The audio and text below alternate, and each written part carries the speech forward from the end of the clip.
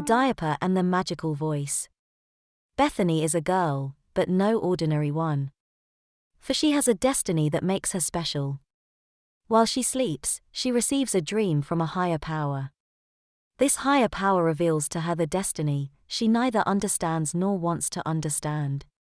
However, Bethany takes to it reluctantly. Bethany is walking through a field of daffodils, hugging her teddy close to her. She hears a voice. The voice is sweet and kind, and for some reason, she feels she can trust it.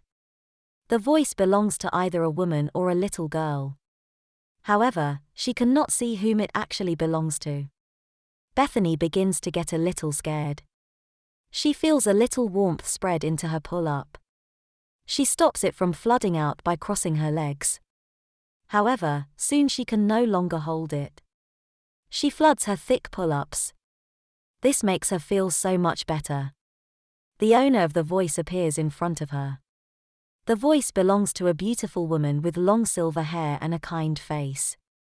She has a beautiful golden dress on and has 4 angel wings. You are a very special young person, Bethany. You have powers, little one. You are capable of doing things no other young person can do. You can heal and cast spells. You know you can.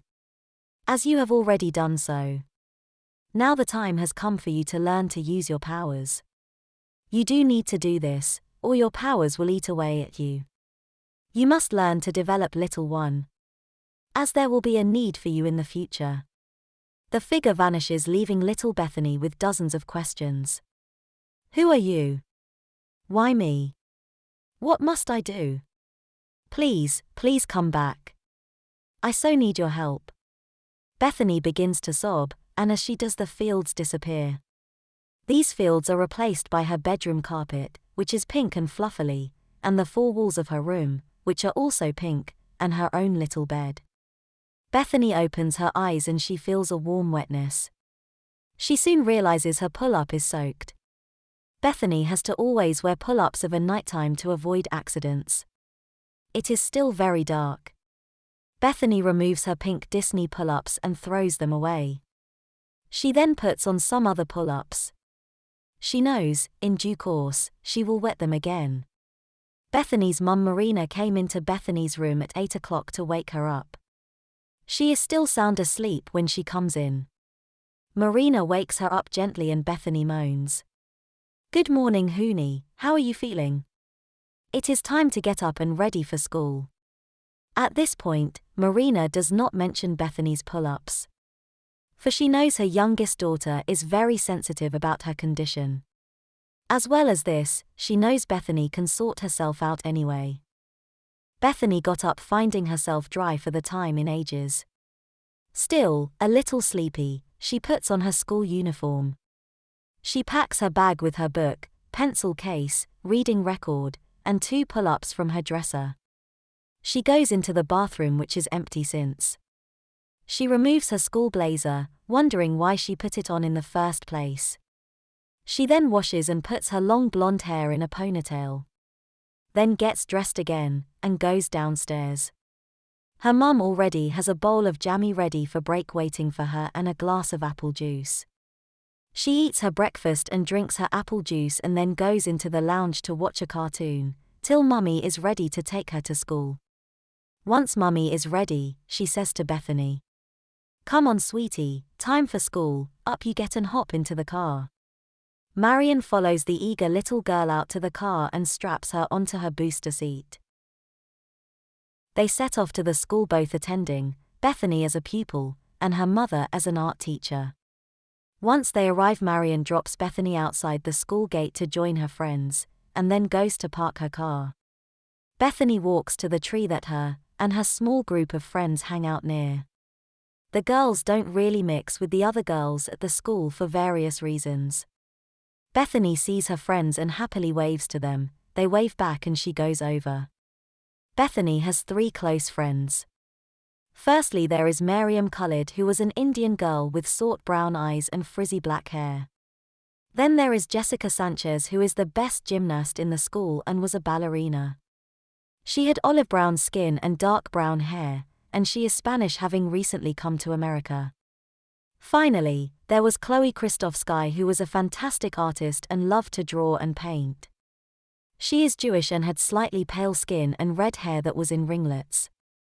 Bethany sat with them, and they talk about what they did over the half-term holiday. The bell goes. They all line up with the rest of the class and wait for the teacher. The girls notice two new girls in the class. They were both red-haired and blue-eyed. They looked and dressed identical, and they were stood next to each other. Miss Summer comes and takes the pupils into class.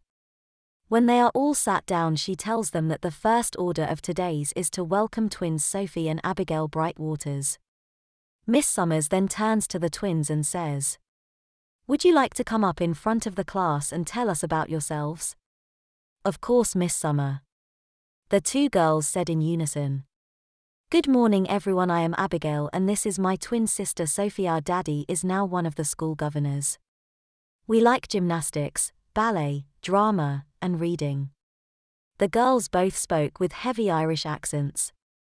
It was clear that Abigail was the leader, and Sophie followed her sister. Miss Summer stood up and told the girls to sit down. Miss Summer then asked if anyone would like to talk about what they did over the half-term. There were many volunteers. However, not Bethany, as she had a really sad experience concerning her daddy. A few pupils stood up to tell the class what they had done during half-term. This made Miss Summers chuckle brightly. Turning her full attention to Bethany, Miss Summers asked, "What about you, Bethany? Have you anything to tell us?" Bethany went all quiet and sullen and replied, "No, Miss Summer, I don't want to talk about half-term, not in front of the class. Something bad happened to Daddy." "Okay, that's fine, I understand. Does anyone else want to say anything?" Jessica stood up. "I went to see my family in Spain, and we had paella, and I got a little cousin called Antonia, she's 4 months old." Bethany suddenly felt a desperate need to go to the toilet. She asked for permission from Miss Summers. She goes out to the toilet but is too late and she ends up wetting her pull-ups before she even left the classroom. One of the Brightwater girls hears it since she was right next to her when it happened. Unbeknown to Bethany, her pull-up leaked a little. Although it was not obvious. It was in plain sight of Abigail. Abigail then giggles and unkindly shouts at the top of her voice, "Look, Bethany has wet herself." Bethany goes crimson with embarrassment and sits down knowing she has been found out. Bethany starts to cry. The twins begin bullying her, calling her a baby. By now Bethany is crying her eyes out and is unable to speak because of the embarrassment and humiliation. She then stands up with her bag and runs out of the classroom. In floods of tears, Bethany tried to avoid the hurtful taunts from her class. Quickly and without fuss, she needed to change her clothes and her diaper. She is so upset and so angry with the twins for bullying her. Suddenly, whilst re-diapering herself, some words come into her head that she does not understand. Abigail, Wethan, Pantarax, Imidol. Sophirin, Wethan, Pantarax, Imidol. Strangely, the words do not scare her.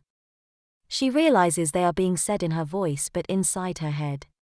She thinks back to the dream she had last night and remembers the woman saying, "You have power, little one, you can do things no other young person can." The little one in the school bathrooms. In just her diaper and blouse thinks on this. And decides to listen to the words. She decides what she will do next time the twins upset her. She will see what the words do if they do anything at all. Then she puts on her clean skirt, shoes, and socks and plans her next move.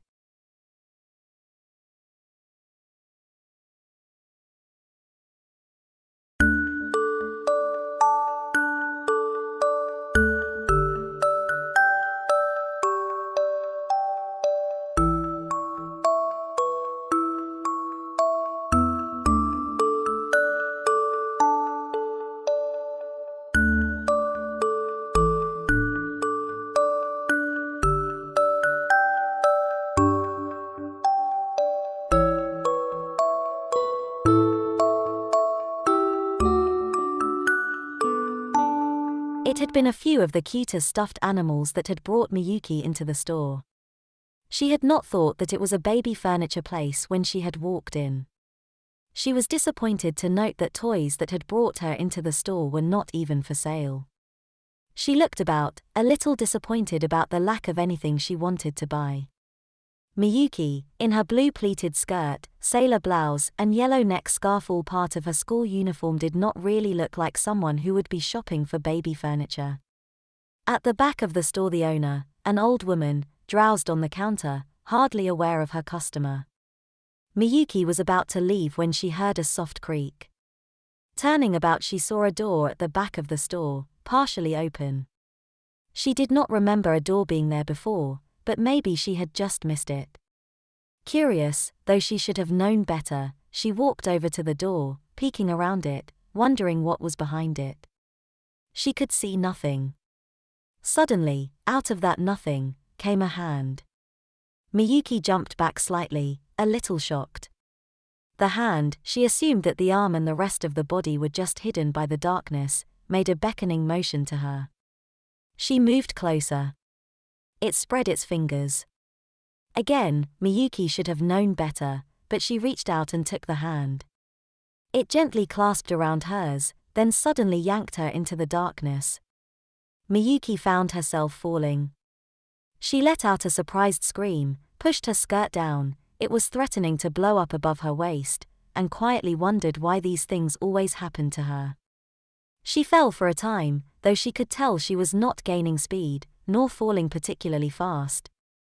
That was nice. Other times she had been in such situations she had been sure she was to fall to her death. Though that had obviously never happened.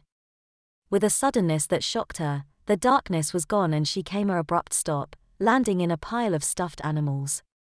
A number of teddy bears, kitties, puppies, and other toy animals shot into the air, then rained down upon her.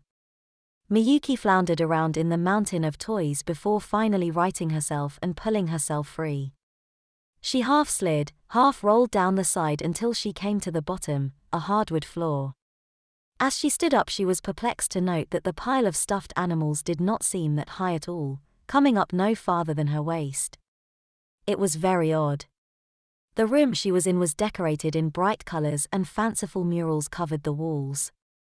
She was turning around, looking at everything, chests of some sort, a small table and chairs, a few doors, when she came face to face with a woman.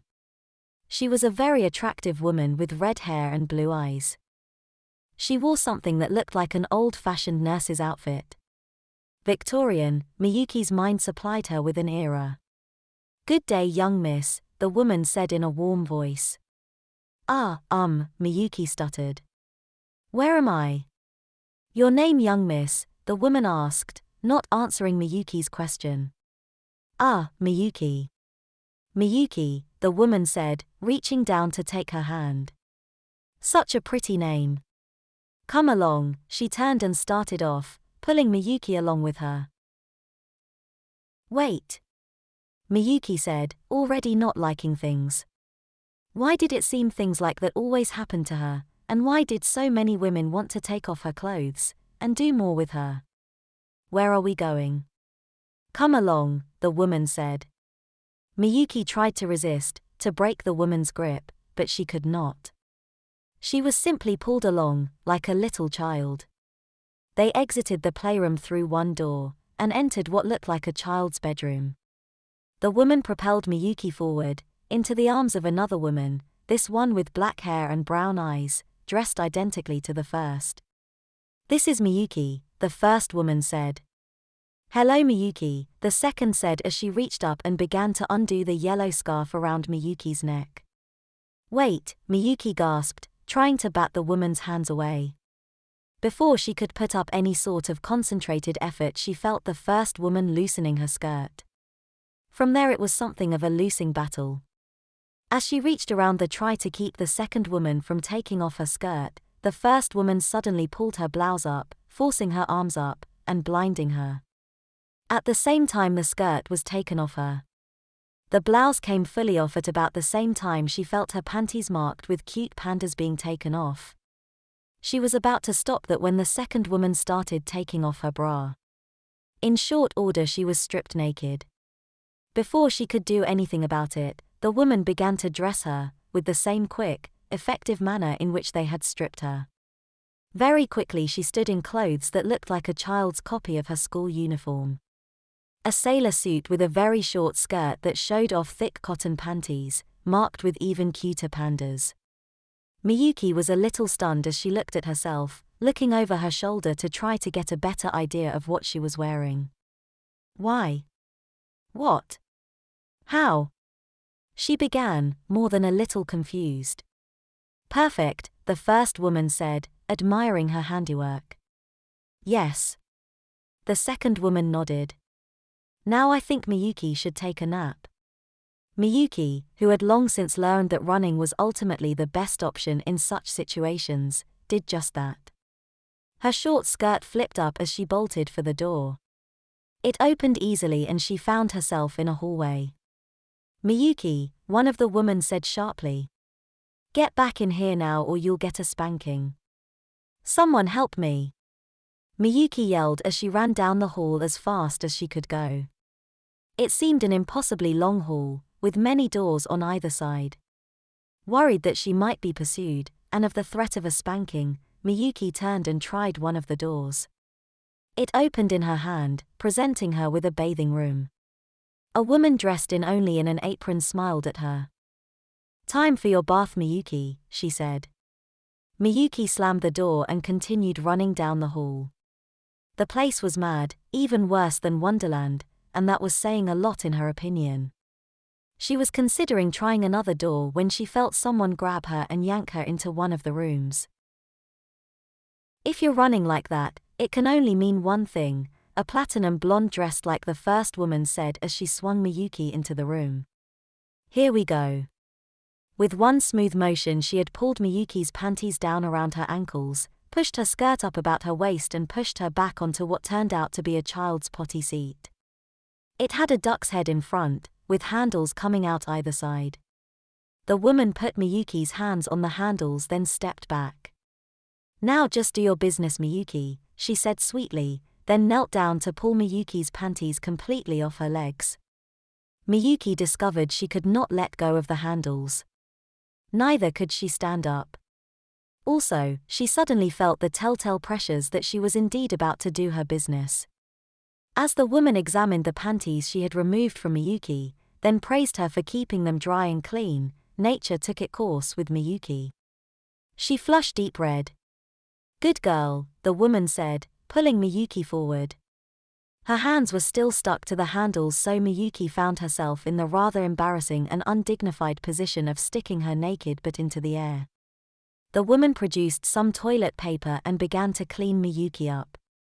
Miyuki flushed deep red from her head to her toes and decided that she much rather be involved in another game of strip mahjong than what was happening. The woman finished and Miyuki found she could release the handles. Before she could do anything, the woman was drawing a pair of pink panties up Miyuki's legs. It was only once they were around her hips that she realized they were training panties. Wait. I don't. Come along, Miyuki, the woman said, grasping Miyuki and leading her to the sink. She slid around behind her and then forced her to wash her hands. Miyuki tried to fight, but it was useless. Good girl, the woman said, pushing Miyuki out the door. She directed Miyuki through another door, down some stairs and into a kitchen. She directed her to a chair then pushed her down into it. Now you just wait there and I'll get your meal ready. For now you can have some juice. She put a child's cup down on the table in front of Miyuki. I got to go, Miyuki said, getting out the chair and running for the door. Come back here, young lady, or there will be no dessert for you. Fine with me, Miyuki told her as she pushed open another door and found herself climbing a long flight of stairs. A door opened on one of the landings. A tall woman wearing a severe suit leaned out. Behind her was a room that looked like a nursery school. Time for school, young lady, she said. Maybe later, Miyuki called out as she avoided the woman and continued up the stairs. At another landing, a woman dressed more like a modern nurse stepped out of a door. "I hear you are sick," she said, waving a rectal thermometer. "I'm fine," Miyuki yelled, dodging the woman's grasp as she continued up the stairs. Her short skirt bounced up and down, revealing her training panties in their entirety. Finally the stairs ended. Just ahead of her was a door. "I've got to get out of here," she cried, pushing the door open. She swung about and pushed the door closed behind her, leaning up against it, breathing hard, her eyes closed. "I'm going to die," she said softly, gasping for breath. "Miyuki," finally, she heard a voice. Her head snapped up, her eyes open.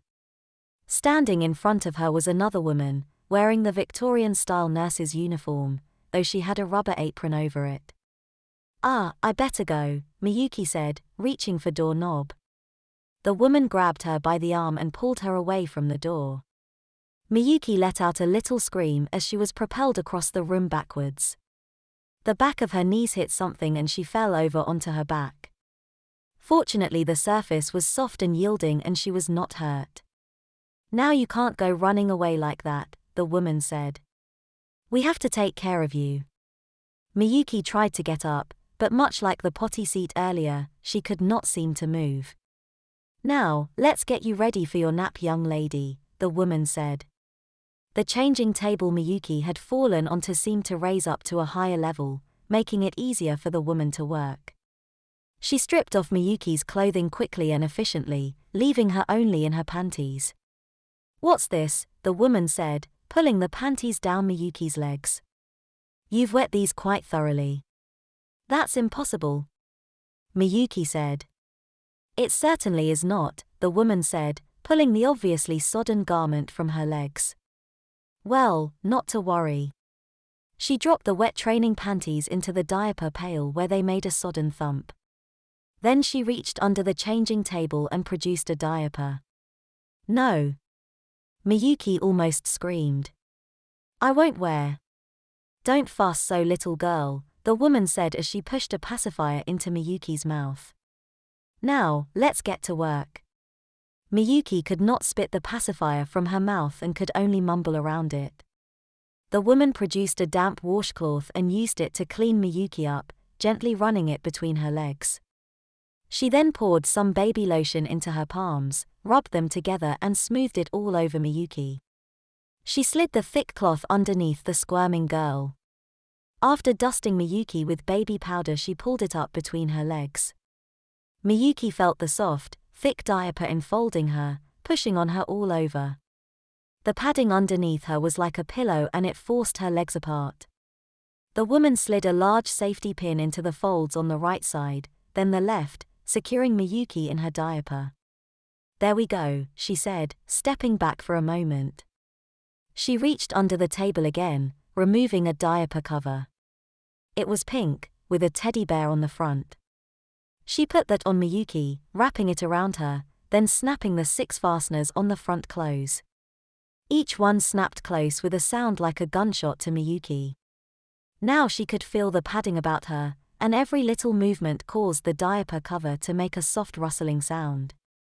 The woman left Miyuki lying on the changing table for a short time while she went to one of the closets. She returned with a pink and white romper that she put on Miyuki, closing the snaps at the crotch. "There we go," she picked Miyuki up and deposited her into the crib. "Now you just take your nap and after that we'll bathe you," she said happily, raising the side. "We'll take care of you forever." Miyuki finally managed to spit the pacifier out of her mouth. She tried to pull the romper off, but she could not unsnap it, and the material would not rip. She grabbed the bars of her crib and looked out at the departing woman. "Let me out," she cried. "I don't want to be here. I'm not a baby," she wailed, closing her eyes. There was a chime, and Miyuki opened her eyes. She was back in the store. "Excuse me," a young woman said, sliding around Miyuki as she walked towards the counter. The old woman seemed to be waking up. "What was that?" Miyuki said, looking around, not sure what had happened. She shook her head, turned around, and almost ran from the store.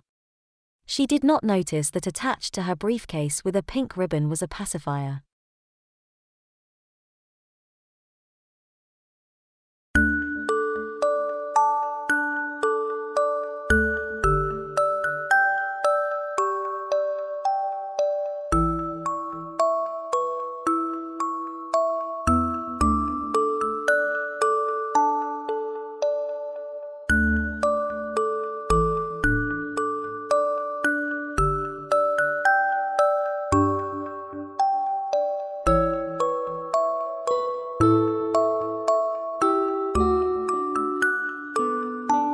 Do all the boy things like baseball and playing outside, video games and other things. My mom always said about my hair being longer than boys should have, but I had a secret passion that my mom didn't know about. Well, you're probably wondering what my favorite thing to do is. Been about years now that I have been stealing and wearing my cousin's pink pull-ups diaper when they would come over for holidays and spend the weekend. Me and my cousin were the same height and everyone thought that we looked like toddlers. One day I was riding my bicycle wearing one of my cousin's pink pull-ups under my shorts, and they are thick between my legs. I was daydreaming about how these pull-ups fit me very well and even started to giggle like a little girl as I rode my bicycle. Chair stuck and I hit the curb and went flying until I hit the ground and my pink pull-ups were in plain sight. I opened my eyes to a lady, with a little girl. The lady came and asked, "Are you okay, sweetie? That bicycle looks too big for you, honey. You should ride a smaller bicycle." I sat up and saw a big rip in my shorts. "Is she going to be all right, mommy?" little girl asked. "I don't know, sweetie," little girl mom said. I said, "Yes, I'm fine. I hit the ground because bike's chain got stuck." "Look, mommy, she ripped her shorts," little girl said. After hearing what the little girl said, I realize she thinks I'm a little girl too because of the pink pull-ups diaper I'm wearing. Then she asked, "What's your name?" "I am Jessie." I didn't want to say my real name and that I'm actually a boy, not a girl, so I had to think something quickly, so I said, "I am Susie." I stood up and I saw the little girl's mom staring at me. I tried to keep the fabric together but had no luck. "Darn, it looks like I ruined my shorts. My mommy is going to be very upset about what I did." "It's okay, sweetie, for little girls it happens sometimes." Then they both came to me and I saw that little girl is almost the same height as I am. Her mom said, "You can't go home looking like this. You should come with us that you could borrow an outfit." I don't want to bother you both and make trouble." "It's okay, sweetie, let's go inside." And it happens that I hit a bike near the little girl and her mom's house. Then the little girl grabbed my hand and led me up into the house. "Let's race to the top of the stairs, Susie," Jessie offered. "Ready?" We started running up the stairs as fast as we can. Girls know running in the house, especially up the stairs. We turned around that we could say sorry, but something happened. My shorts fall down, revealing my pink pull-ups diaper. "Oh, it looks like she is wearing potty training panties, and let me know, sweetie, if you need to go potty." Jessie bends down by my feet and helps me to get out of my ripped shorts. I'm been standing in there with princess pull-ups while Jessie holds my torn-up shorts. Then she gives my torn shorts to her mommy that she could throw them away. "Now, sweetie, now get her dressed up, then your new friend can have lunch with us." Jessie took me to her room and I saw that it was a pink baby girl nursery room. Then I said, "Wow, Jessie, you have really nice room." "Thanks, Susie," she said. "I bet you have the same room as me." "Of course, I had you lie." "Yes," I said, "a little bit similar." Then she got to her closet and opened it and I saw just skirts and little dresses. I don't see any pants or shorts. I said, "Wow, you got a lot of cute clothes," I said. "All I see are skirts and little dresses. I don't see any pants or shorts." "I don't have any shorts or pants. My mommy said girls wear dresses and skirts and only boys wear shorts and pants." Jessie said, "Thank you, now let's get you a new outfit," she said. She came back with a pink camisole. She took off my red t-shirt and put camisole on me. Jessie walked over to her dresser and opens one of her dresser's drawers and held pink girly disposable diapers and pink plastic panties. "These fit me and look like they will fit you too because we same height." "So you still wearing diapers?" I said. "Yes, I'm wearing them all the time. it's better for me and for mommy, then she changes me. My mom thinks I sleep better wearing a diaper with plastic panties. Susie, now go to a bathroom and change because I see your training pants are wet. I looked down and of course, I saw my wet training pants. She handed me a pink disposable diaper and panties and said, go to bathroom, change and come back. I grabbed the diaper and panties and got to the bathroom. I sat down on the top of the toilet seat, took off wet pull-ups, cleaned myself, then wrapped the diaper around me. I taped both sides tightly. I look at myself in the mirror and saw myself wearing a diaper with a pink camisole. Then I slide on the pink diaper panties and left the bathroom. Then I came back. Jessie picked up THR Hello Kitty sundress. She walked to me, slide over my head, making my hair all messy. Oh, that dress looks so pretty on you, Susie. You should always wear dresses because they are comfier than pants or shorts. I look at myself in the mirror wearing the pink sundress, then I feel how Jessie puts pink socks on me. Susie, sit on the bed so I can put your shoes on. I sat on her bed, and she slid black Mary Jane shoes on my feet. Suddenly she started to brush my hair and put it in pigtails with pink hair bows holding them. It is done, she said. You can look in the mirror if you like, Jessie said. I stare at my reflection in Jessie's full-size stand-up mirror on her wall next to her closet door, and I saw myself looking like a baby girl, not a boy. Wow, I look like a totally different person, I said. Yes, you look very pretty, just like me. Then we heard her mommy calling us for lunch. We run into the kitchen and see grilled cheese sandwiches ready for us.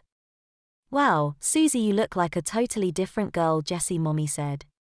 I think you should wear dresses all the time like Jessie. We both continue to eat till we're done, and Jessie's mom walks in and sees us both relaxed at the table as I finish my warm milk.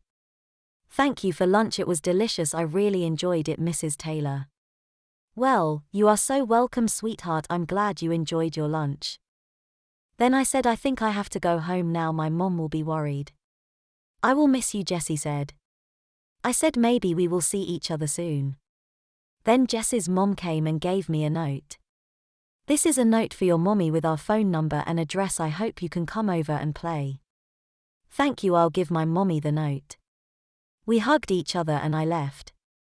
After about 10 minutes of riding my bike, I forgot that I was wearing baby girl clothes and I don't have any boys' clothes, and what I was wearing a pink diaper, and pink plastic panties, and a pink Hello Kitty sundress. How the heck am I going to get in the house without my mommy seeing me? I will have to think something up.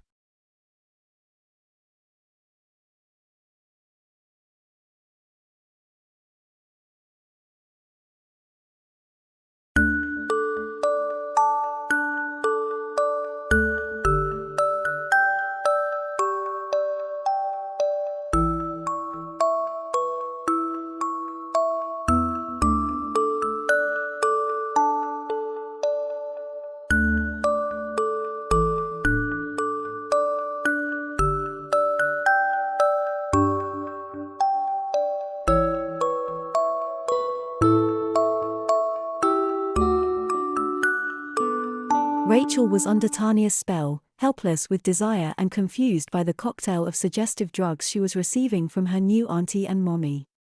Sounds good, mommy. Rachel hugged Tanya tightly as the strong young woman carried her sissy baby out to the living room.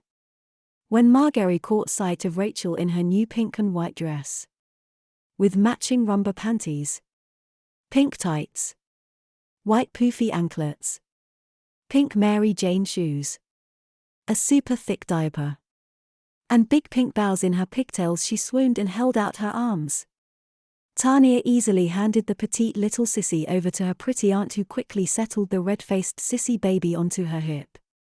I didn't think it was possible for you to be any cuter. Margaret tickled Tammy, and the little sissy giggled, falling under the spell of the drug cocktail and the power of these beautiful women, who both knew deep down that Rachel was really a sissy and that this was for the best. I hear mommy is taking you for a makeover, Margaret said gleefully as she bounced sissy Rachel on her hip. Won't that be fun? She gently pinched Rachel's cheek with her free hand while Rachel blushed prettily. We have to get going, we'll be late if we don't leave soon, Tanya said with a smile at her sissified boyfriend. Mary carried Rachel out to Tanya's car while Tanya got the doors for her.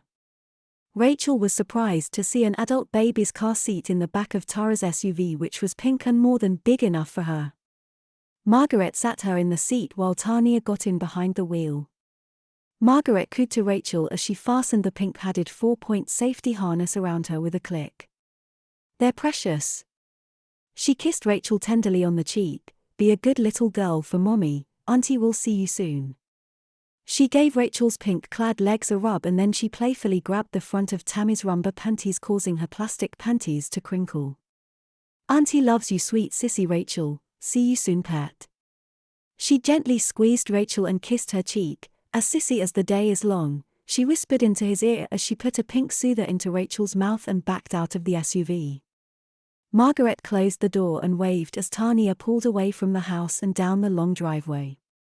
She watched Rachel carefully through the rearview mirror, loving the view of her petite little boyfriend now dressed as her sissy baby nursing the big pink soother Margaret had just given to her.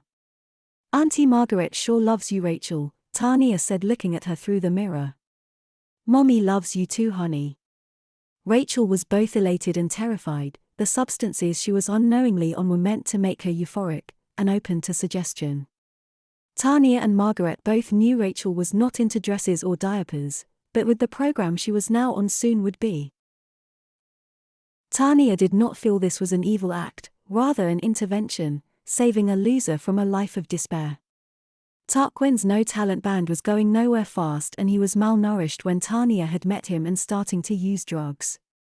She had put a stop to that and soon had Tarquin in dresses. Though he didn't like it, she knew he could not refuse her. Tanya did not like taking no for an answer. She watched Rachel through the mirror as she drove down the country road. She noted Rachel was nursing the soother Margaret had given her. She smiled at that, loving how easy it was to turn Tarquin into little sissy baby Rachel. Soon they were entering the sleepy little town where Tanya grew up, raised by her Aunt Margaret, Tanya's single mom not wanting the responsibility of a child. Margaret had been more than happy to have another daughter and raise Tanya as one of her own. Tanya pulled the SUV into a parking lot next to a nice little park next to which sat an old-style store with a veranda out front. It was painted bright white with pastel artwork all over it with a big sign saying New Beginnings. Rachel saw a pretty blonde young woman sitting in the park. She was wearing a pink frilly little girl's dress with a big pink bow, girly stockings, and shoes. "Oh, there is Sally, isn't he pretty?" Rachel was floored at how pretty and girly Sally looked. "Let's go say hi," Tanya said brightly as she got out and opened the back door, quickly unbuckling Rachel and leading her out of the SUV. "Come on, don't be shy, you'll get used to Mommy showing you off, darling." Tanya took a blushing Rachel's hand and led her over to the pretty young man dressed as a little girl sitting in the neat little park. The Brolita looked up with a look of both surprise and delight. Rachel was astonished as Sally stood up and said in a guy's voice, "Well, hello Tanya, I see you have your little one with you." Sally met them and reached down to cup Rachel's chin and raised her eyes to meet hers. Rachel was blushing furiously from behind her soother. "Hello cutie. I'm Sally, welcome to New Beginnings. Are you ready for your makeover?" Rachel nodded, not sure what else to do. She was mortified at being on display in such a sissyish outfit, but was unable to think clearly and so went along with what she was told. Sally took Rachel's free hand and while chatting with Tanya like the old friends they were led Sissy Rachel into the beauty salon. Rachel's dress fluttered in the wind as she waddled between Tanya and Sally. Her fluffy lace rumba panties fluttered in the breeze and Rachel could see several women inside looking at her with open astonishment and glee.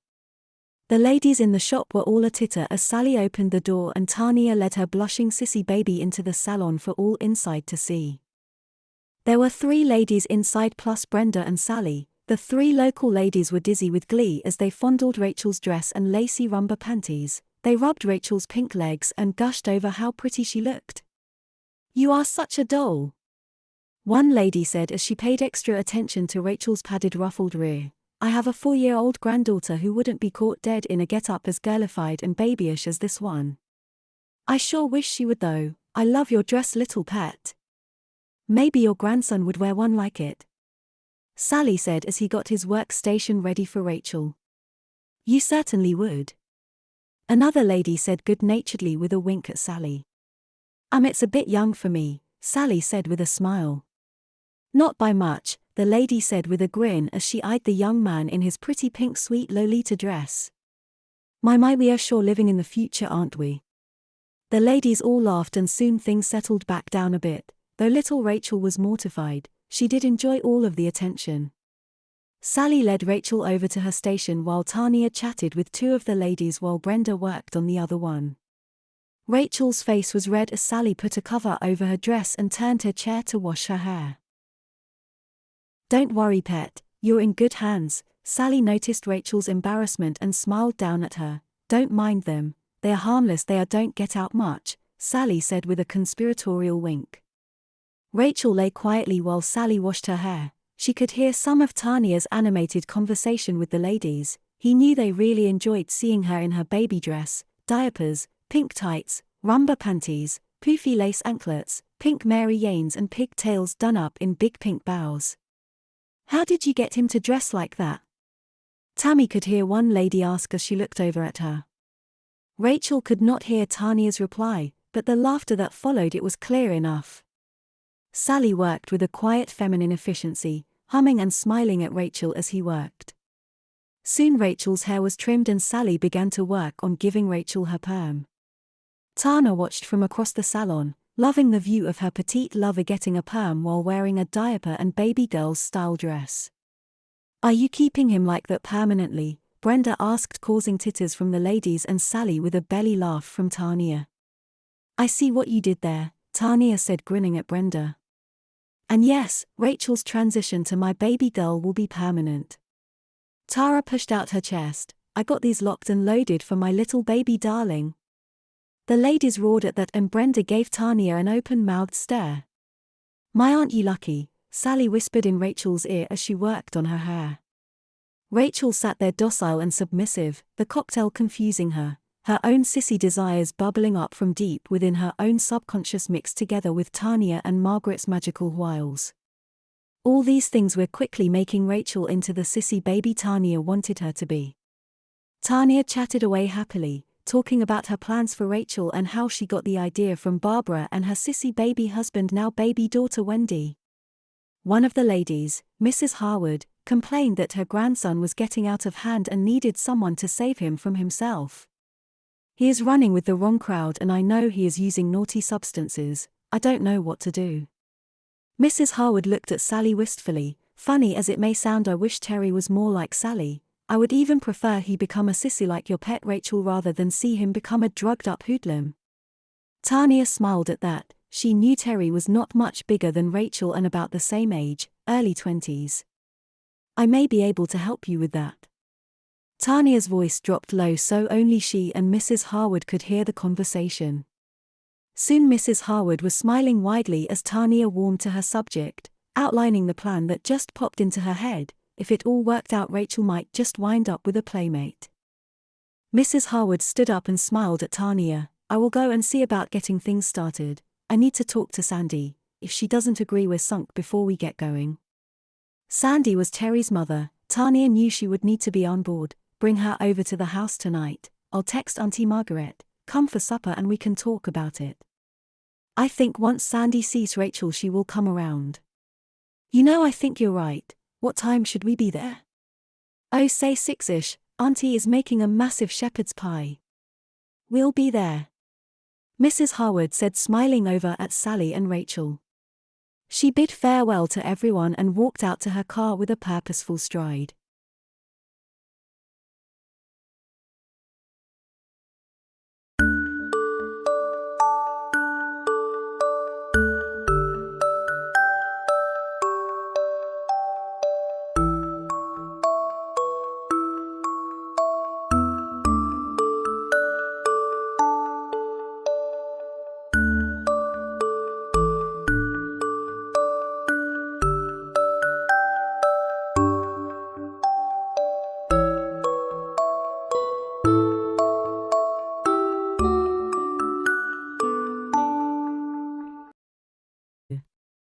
Joshua poked at the chocolate cereal puffs and marshmallow bats floating in the milk puddle on his high-chair tray.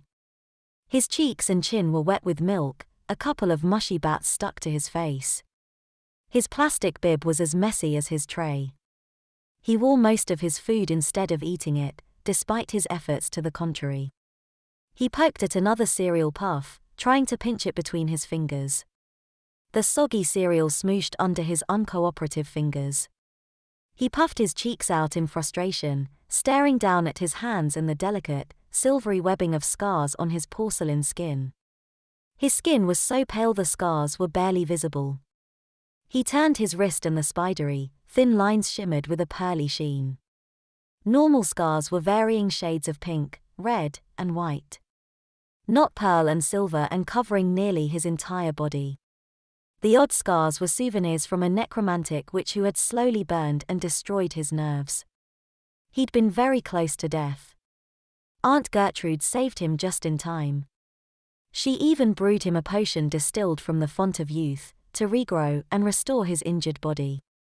Recovery was not magically instantaneous, his body was like that of a baby, and he had to relearn all over again. Hence his infantile lack of fine motor skills and barely controlled gross motor skills. And Auntie Gertrude raising him like he was an oversized baby. Physically, he was a baby. He couldn't even manage to feed himself yet. Josh puffed his cheeks out and smacked one hand into the milk puddle on his tray. His fingers accidentally hit the rim of the bowl, milk and cereal arched through the air and splattered onto the floor. He froze, eyes going wide as he realized just how big his mess was. He was in so much trouble, Aunt Gertrude would be furious. He wasn't supposed to feed himself, he wasn't ready for that yet. Aunt Gertrude had told his big half-sister Tabitha to feed him, but Tabby had snuck down into Aunt Gertrude's liquor cellar. So Josh had taken the opportunity to prove he was a big boy who could feed himself. He'd failed. Claws clicked on the tiled floor, then a snuffling noise near the high chair legs. Josh looked down to see a monstrous, fluffy black dog-like creature lapping up the milk and cereal. Pandora, Aunt Gertrude's familiar. Even at peace, Dora was terrifying. She was slightly larger than a Great Dane, bulky, and fluffier than a Tibetan Mastiff. Her cat-like claws and teeth were made for ripping into the flesh of her prey. She was a barghest, a hellhound, a beast who could only be controlled by a powerful witch. Her massive pink tongue swept out, licking up the last of the spilled breakfast. Dora raised her massive head and started licking the high-chair tray. Josh giggled in relief, patting the thick black fur with his clean hand. Orange ribbon was tied in a bow by each ear, making her look pretty for Halloween. Plastic bowl and rubber-coated baby spoon clattered to the floor as Dora pushed them out of her way. Finished with the tray, she moved on to Josh's milk-sticky hand, then his face. Joshua giggled some more, squirming helplessly as her rough tongue tickled his baby-soft, delicate skin. He kicked his feet, his soggy diaper crinkling audibly. A wave of warmth engulfed his crotch as he wet himself, but he barely paid any attention. He was too busy being tickle-attacked by Dora's monstrous tongue. Pipe down. You're gonna attract the old bat with all that racket. Tabitha crept silently out of the basement. She scowled at her little half-brother. They had the same father but different witch mothers. Just looking at him annoyed her. He was so damn pretty, a soft, lovely, delicate baby doll she often just wanted to smash. She felt like an ungainly sow in comparison. So we. Josh gasped out in a toddler lisp. His lungs ached from laughing. Pandora sat on her haunches, licking the milk and marshmallows off her muzzle. Doggy tickles. Shaggy, pale blonde bangs fell into his big green eyes as he ducked his head, looking down at his tray that smelled of doggy slobber. He poked at the mess on his bib. He hated making his big sister mad, it reminded him too much of all the times his mother had been upset with him. Whatever. Just don't start blubbering. Tabitha snorted, tossing her frizzy dark brown ringlets over her shoulder. She didn't even glance at his tray or bowl on the floor, She turned and went straight to the kitchen cabinet above the sink to fetch a glass. She held up the pilfered bottle to the autumn morning sun streaming through the window. The light caught the pale amber liquid, making it sparkle and shimmer. The bottle should have been brown, instead it was clear to show off the liquor. A homemade label decorated with drawings of pumpkins covered in spider webs. She read the squiggly handwriting. Spider cider. She snorted. Cute. How appropriate for Auntie's Halloween party. She sat the bottle down and turned to Joshua, who still sat quietly in his high chair. You know, I'm 21. I'm finally old enough to go to the Samhain feast. Become a full-fledged coven member. Instead, my Halloween is stuck here changing your diapers and handing out candy to filthy brats. So we. Josh whispered softly, not daring to look up at her. Instead he looked around for his binky. He didn't see it, so he slipped his thumb in his mouth instead and started to suck. Pandora's wet nose bumped into his bare calf and he smiled a little at the ticklish sensation. The barghest stood in front of the high chair and just stared Tabitha down. She didn't growl or bare her teeth, she just stared at the girl. Dour, that not nice. Josh lisped at the barghest. That dead stare trapped her like a cornered rabbit. It was the look of a dog that was considering attacking. Pandora often gave Tabitha that look. She found it almost as annoying as Aunt Gertrude's reprimands. Pandora never attacked her yet, but often looked at her like the damn mutt was thinking about it. Diapee tried to give the familiar a wide berth, all it took was one time, one incident. A barghest attack was hard to survive, and with her sealed magic it was almost impossible. I'm not scared of you. Defiance laced her tone. Her limbs were stiff and her knees shook. Anyway, since this Halloween's gonna suck, I might as well have some fun while I can. The least Auntie can do is spare me one lousy bottle of her brew. She slowly, intentionally turned her back on the beast and tried to open the bottle. Her hands trembled and she waited with bated breath to hear a growl in her ear, pain erupt as teeth sank into her shoulder. When no attack came, she let out her breath, hitched on a smirk and slowly, cautiously turned around. Hey, baby pants, you want a sip? She waved the bottle, amber liquid sloshing around. No, he doesn't. You aren't having one, either. A calm, firm voice filled the kitchen. A second later, Tabitha let out a small shriek as her limbs suddenly went numb. She fell to the floor in a sprawled heap, the bottle landed with a muffled thump as if protected by a cushioning charm. She could only stare helplessly as fluffy black cat slippers and a blue floral housecoat filled her vision.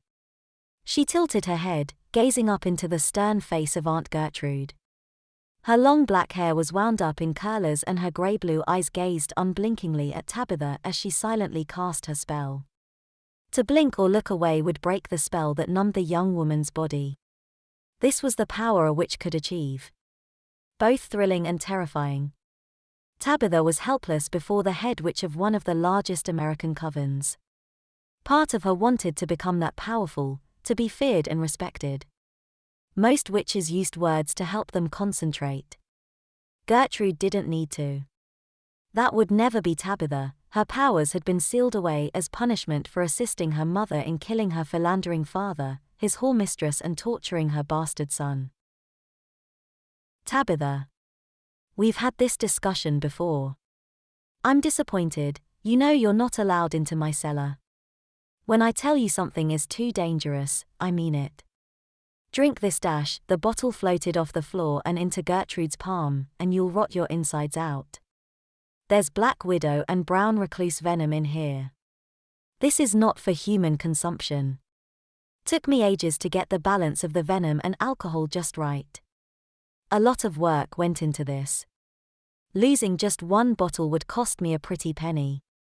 And more importantly, it would cost you your life. Joshua chewed his soft lower lip. Auntie Gertrude could be very scary when she wanted to. Tabitha was in trouble. Again. Her judgment had improved less than his motor skills. Under orders from her mother, Tabitha had helped kidnap and torture him. For that, her magic had been sealed.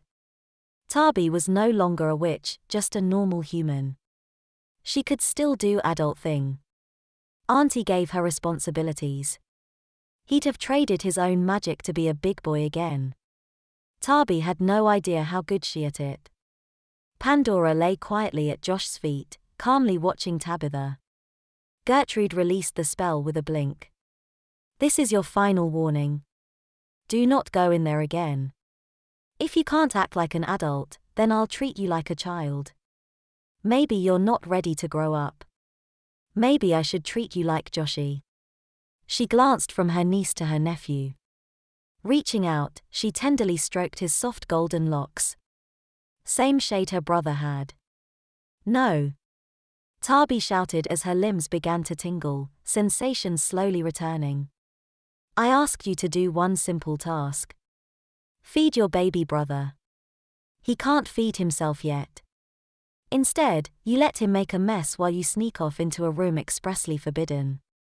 I just wanted to have some fun. I was gonna feed him after Dash. Gertrude cut Diapee off. When? After your stomach became necrotic. She snorted. Tabitha glared, her eyes shiny with tears. Josh was the one who made the mess, yet she got blamed for it. Gertrude never made him do any chores or yelled at him. She coddled him. Lucky brat had no idea how good he had it. The older witch stared down at her a moment longer. Diapee feared for a moment she'd hex her again. Soon as you get feeling back in your limbs, clean this mess up. Gertrude turned to Josh, unbuckling his tray and untying his bib. Her voice gentled into a doting mother's coo. Come on, big boy. Let's get you a nice BABA. At least Dora won't eat that. From the floor, Pandora snorted. Joshua obligingly held his arms up. His aunt picked the 18-year-old up as if he weighed nothing more than an actual toddler. He looked down at his sister lying on the floor. Her limbs twitched with muscle spasms, her body recovering from the aftereffects of Gertrude's magic. The grey of Diapee's sweatpants had a dark, wet ring around the crotch herself and a yellow puddle under her butt. She'd peed herself without realizing it yet.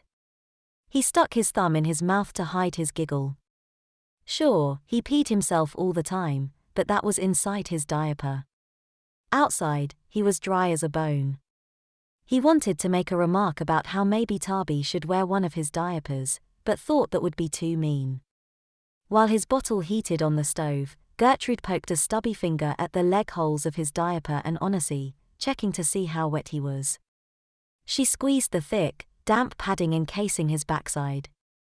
The plastic crinkled loudly with each poke and squeeze. Soggy, but I think you can hold out a little longer. Josh just continued to stare at Tabitha's wet crotch. He was too used to diaper checks to be bothered by Auntie Gertrude's intruding fingers. Since his torture, he'd been unable to use his own magic. As his nerves regrew, he sometimes felt twinges of magic every now and then, like it was a muscle he was just relearning to flex. Was this what it felt like for Diapee and her seal? His eyes traveled up to her chest, just above her heart. A circular, twisting mark burned into the flesh there, a deep magical scar from the spell that sealed her magic. It was hidden by her shirt. 3 covens of witches, his mother's coven, Tabitha's mother's coven, and Gertrude's coven, had to work together to cut the flow of magic from her body. They only spared her because of her young age and hope for redemption. He shivered like he always did when thinking about it. It would be like having a limb cut off.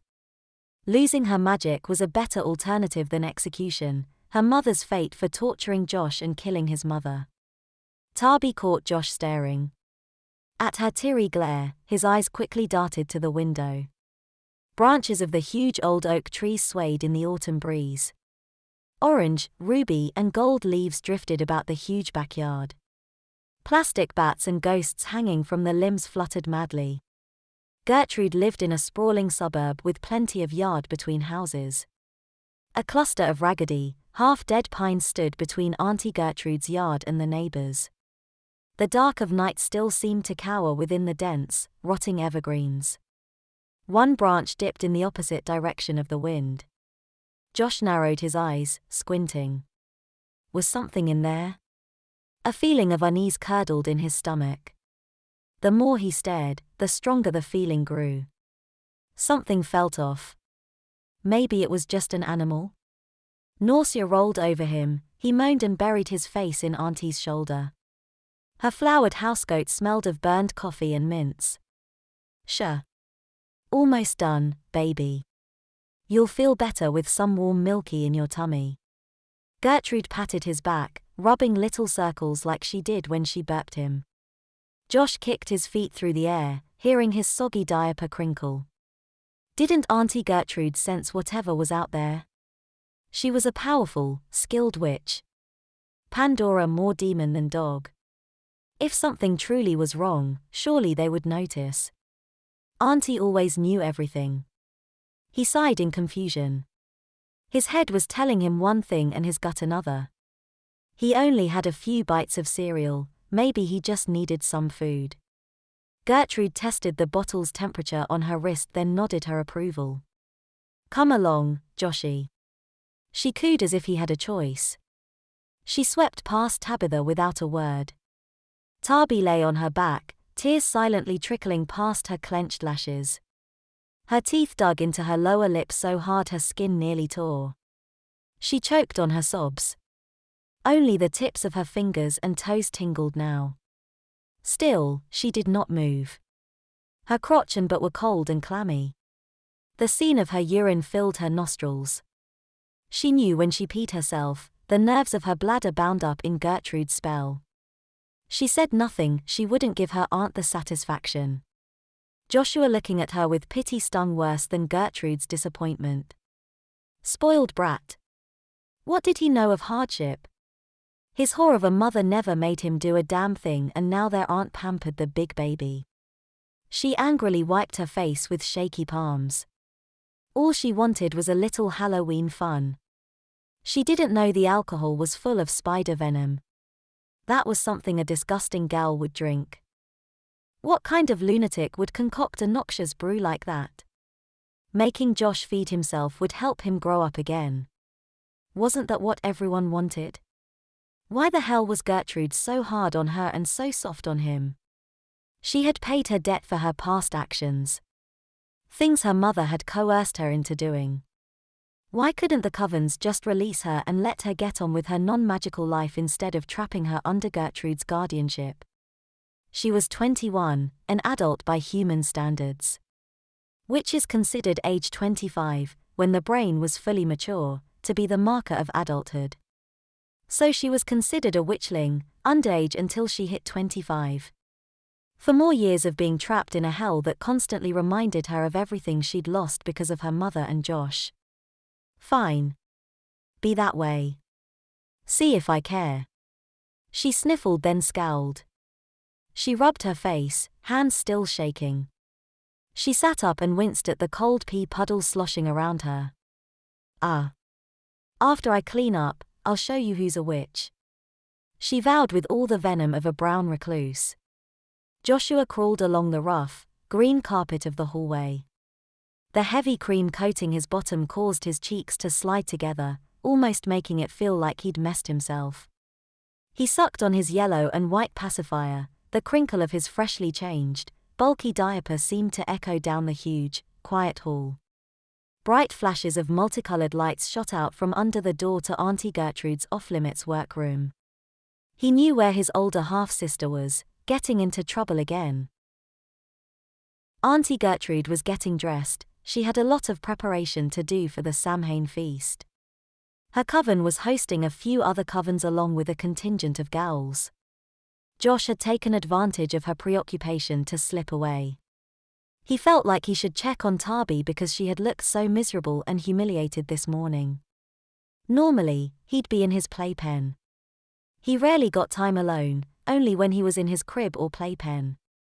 Even then, Pandora frequently popped her huge, shaggy head in to check on him. Just like now, as soon as he'd crawled out of the nursery and out of Auntie Gertrude's sight, Pandora was on his tail. He paused, turning around to pout at the huge demon dog. Dower, shoo. He lisped in a whisper around the rubber nipple filling his mouth. The familiar just gave him a long, slow blink. Her expression clearly said, yeah, not gonna happen. He sighed in defeat. Pandora only listened to Auntie. Ote but yo's gotta be shush. He had no choice, so it was just easier to agree to her coming with him. He held up one finger to his parkie in a be quiet gesture, then started crawling down the hall again. Dora chuffed, her reply as clear as if she'd uttered the words. I'm not the crinkle butt. Josh sucked his parkie and crawled on. He'd only figured out how to crawl a few months ago. Walking was still a faraway dream. He hoped he could talk Tabitha out of whatever she was up to this time, though he had a sneaking suspicion it involved attempting to remove her seal. If her magic was sealed, how could she cast a spell? Unless her magic was somehow leaking through. He frowned behind the plastic shield covering his lips. The lightwood of the workroom door creaked as he nudged it open a crack. Bright flashes of Crayola-colored light shot out from a small, rapidly boiling cauldron suspended over a Bunsen burner. The flickering, painful onslaught blinded him. Before he closed his eyes, he caught a brief glimpse of Tabby nervously dancing around with a small blue bottle in one fist. Oh, he knew that bottle well, Aunt Gertrude's concentrated essence of the font of youth. Use sparingly. That little bottle had saved his life and regrew his nerves. Yes. I can feel my magic. That stupid seal drained it away, but not anymore. I won't spend my days as a powerless human. Tabby crowed, her voice filling Josh's ears. A chilly autumn wind swept in from the open window. Both made him shiver. An ominous tingle ran down his spine, the same wrong feeling he'd gotten earlier. He whined softly. Pandora made no sound. Had she stayed out in the hall? Tabby. Disbad. Stop. Peace. He lisped in a soft plea for her to stop. She never heard his tentative whisper, too swept up in her elation. She poured several large dollops of font of youth into the cauldron, with a bubbling whoosh and the shrill whistle of an over-boiling tea kettle. All of the colored lights shot out of the cauldron at once. Tabitha screamed. Josh curled up into a ball on the floor as the bubbling brew exploded. The scent of ozone filled the air. A warm, tingly sensation washed over Josh, the wave of magic cocooning him. What had Tabby done? How? He cautiously cracked open one eye. Multicolored smoke filled the room like dense fog. He could just make out the outline of the empty cauldron, shimmery potion dribbled down its sides and Bunsen burner flame out. He couldn't see much of the room, but he felt normal. He held his hands out in front of him, wiggling his fingers. He looked normal. He sat up and looked around some more, trying to figure out what the potion had affected. Smoke drifted out the open window. Gradually his view cleared. The shelves of books and jars of ingredients and potions lining the walls were intact. Nothing broken or missing, aside from Tabby. Her clothes puddled on the floor like shed snakeskin. A chubby toddler with brown curly hair lay, her head swiveling around in stunned confusion. She spotted him and narrowed her eyes. What da Hugh?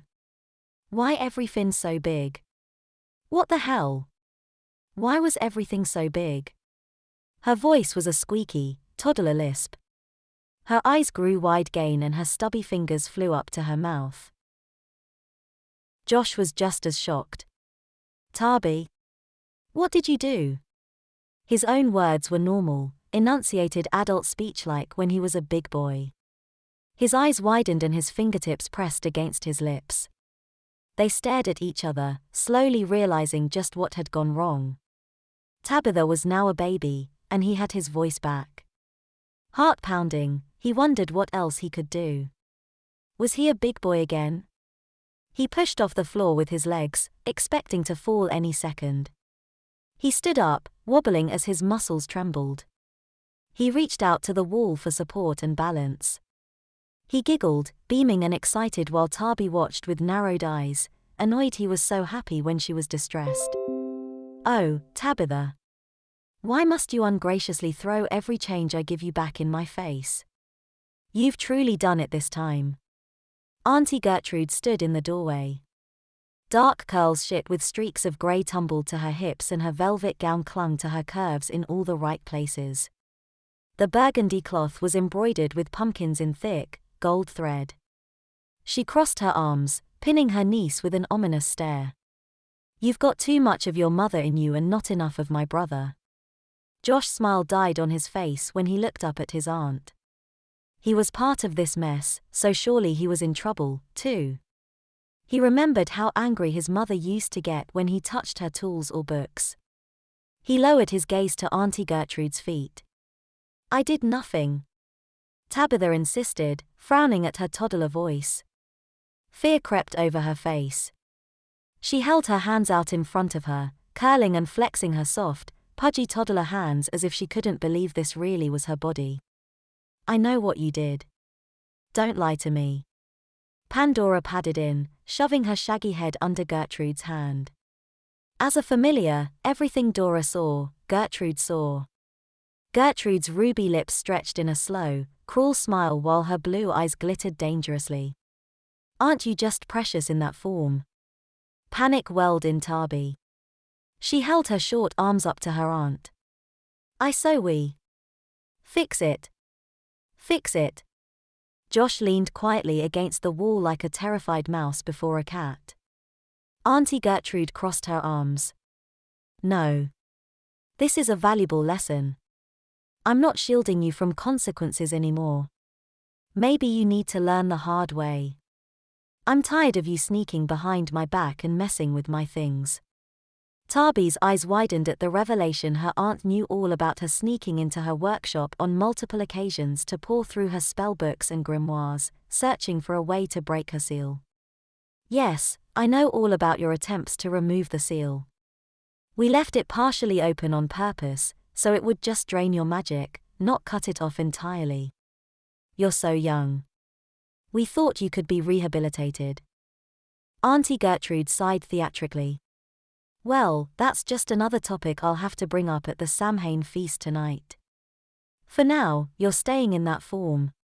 Much more manageable that way." Tears welled in Diapee's eyes, but her aunt ignored her. Gertrude turned to Josh, who shrank back into the wall and let out a little squeak. Warmth spurted into his diaper and he closed his eyes tightly, waiting to be hollered at. "Now, this I hadn't expected. I'm sorry, Auntie." Josh winced and mumbled, wringing his hands. "Shush, child.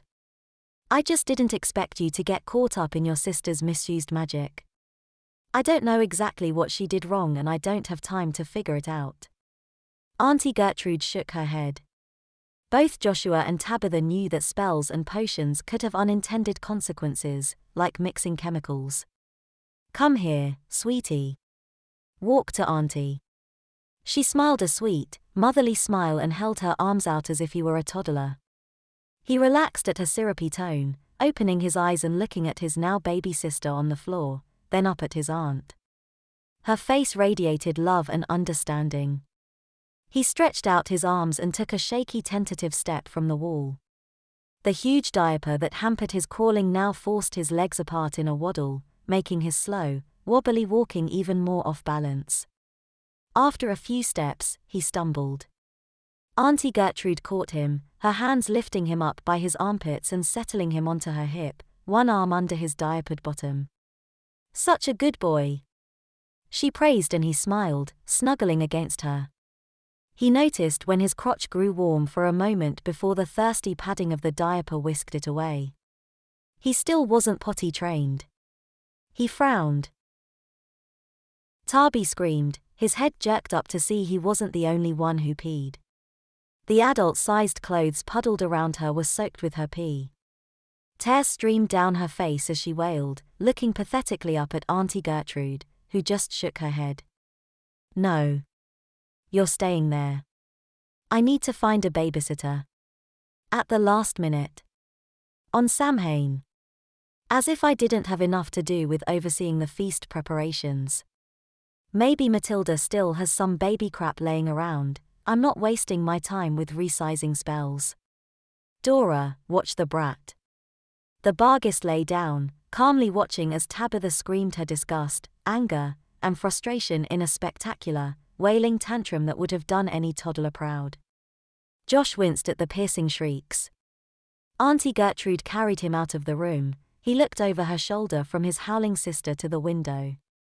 The smoke had cleared, but the leaves of the tree outside the window shimmered as they absorbed the smoke. Murky unease twisted his insides, feeling him with the sense that something was very, very wrong. He whimpered. "Sure. It's okay, baby. I know you feel bad for your sister, but she brought this on herself." Gertrude bounced him soothingly as she walked down the corridor. He shook his head. The smoke went out the window. The leaves look funny. Something doesn't feel right. He hesitated a moment. I felt it earlier, too. Gertrude kissed his soft baby cheek, inhaling the sweet fragrance of powder and lotion. Underneath floated subtle notes of newborn. The elixir she'd given him so long ago after his torture even made him smell like a baby. She smiled. You just got hit with a hefty dose of potion. Of course you're topsy-turvy and all out of sorts. If something was wrong, I'd know. I keep a close eye on everything. Including my babies. She picked his dangling parkie up and gently pushed the rubber nipple against his soft, pink lips. Josh automatically opened his mouth, taking the parkie and sucking. Auntie Gertrude was right, but the uneasy feeling still needled him. Another wave of warm pee spurted into his diaper just as he heard the snaps on the crotch of his sleeper pop open. Her fingers poked at his now exposed diaper. He thought of Tabby shivering helplessly in a cold puddle of her pee and he suddenly felt awful about how loving their aunt was being with him. He took his parkie out. I'm a big boy. He hedged softly. Yes, you are. Somewhat. Her hand roamed to the seat of his diaper, checking for a mess. You still need your diapees. I can take care of Tabby, he whispered even softer, not daring to meet her eyes. Whenever he used to suggest something, his mother would get mad at him. That's very sweet of you, but she has a lesson to learn. I'll take care of her in a little bit. Now, how about a nice barber of chocolate milk while I make a few calls? She put his parkie back in his mouth. Hours later, Joshua dozed in his adult-sized baby swing. The thick, soft padding cradled him while the hypnotic rocking lulled him close to sleep. For him, all Halloween meant was a babysitter instead of Auntie Gertrude and lots of kids in costumes constantly ringing the doorbell for candy. He was more of a spectator. He got to watch some Halloween kid shows on TV, like Spookly the Square Pumpkin, and some soft candies and chocolates to nibble on. The stewed, mashed prunes and carrots he'd had for lunch filled his belly, making him feel drowsy. Every time his swing slowed, it automatically wound itself back up with a rhythmic click-clack. Pandora lay in front of the large, empty fireplace behind him. Dusty boxes piled besides the fireplace were full of old baby paraphernalia that Mr. Toadwort, Gertrude's partner in the brewery business, had brought the boxes over after Gertrude's desperate call. He could hear the Barghest snoring. His swing faced the kitchen entrance and the big bay window to the front yard. Tabitha lay quietly stewing, strapped into a baby-sized bouncer. She wore a white fuzzy sleeper with a happy cartoon jack-o'-lantern on the front and two small ones on the butt. Old spit-up stains dotted the front, making her feel like a baby. As if those were promises of what she'd be doing in the future. Layers of old cloth diapers and plastic panty ballooned out ridiculously thick, forcing her legs far apart and straining against the sleeper snaps on her crotch. Even crawling would be impossible in those monstrous diapers. She stared contemptuously down at the rattle clenched in one tiny fist. Both of them watched quietly as Gertrude poured Mr.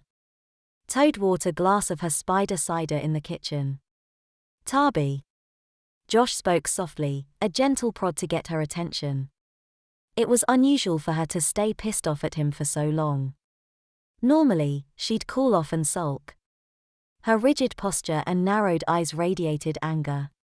The only reason she was stuck like this was because Aunt Gertrude refused to change her back. What? At his timid voice, her head shot up and she glared at him. His tentative "how are you feeling" died on his tongue. He dropped his gaze, voice a whisper. Nothing. Never mind. Too late, he'd already provoked her. Disu thought this was all Josh's fault. She'd had everything almost under control until he crawled in and broke her concentration. And, as always, Gertrude blamed her for it. His normal, adult speech just rubbed salt into the wound. Sorry. He offered in peace. Wire. Liar. Diapee glowered at him, frustration boiling over. She hadn't dared lash out at their aunt, but she couldn't take it anymore. First she lost her magic because of the things her mother had made her do, and now she lost her adulthood because of Josh. It wasn't her fault. Her mother had ordered her to restrain and hex Josh. All they had done was inflict a little pain on a whore and her offspring. She threw the scratched-up rattle as hard as she could. It tumbled through the air to plop on the carpet, halfway between her and Josh. Dora opened one eye and growled softly in warning. Diapee winced in fear, put her nose in the air and primly turned her head away. She tried to show she wasn't afraid at all. In the kitchen, Mr. Toadwort sniffed the cider, admiring the scent, then took a deep sip. Oh yes. Wonderful. The color, the bouquet. Just the right amount of venom. From different species, no less. So hard to get the venoms to blend and ferment well. Leave it to a witch to figure it out. He laughed. After we unveil this masterpiece tonight and I market it, ghouls, goblins, demons and boggarts will be showering us in gold. He raised his glass in a toast, grinning and showing his crooked teeth. I can't thank your wife enough. Gertrude strolled into the living room with Mr. Toadwort. My pleasure. Matilda just loves babies, so she was happy to help. Our kids are all grown and the empty nest just drives her nuts. She would have loved to babysit, you know how much she adores little Joshy. Alas, she already has plans to go haunting with her sister. She does hope you'll keep her in mind for future babysitting engagements. Mr. Toadwort glided serenely behind his host, swirling the cider in his glass. Both babies stared at the gal they rarely got to see but heard so much about. His long, stringy black hair was pulled back in a low ponytail and tied with a black and orange ribbon. His clothes carried a vibe of 18th century aristocracy, with a skull stick pin in his black cravat.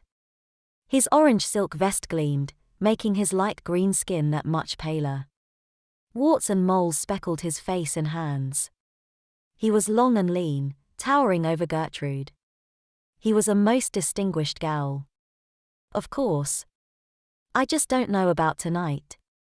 Gertrude sighed, frowning.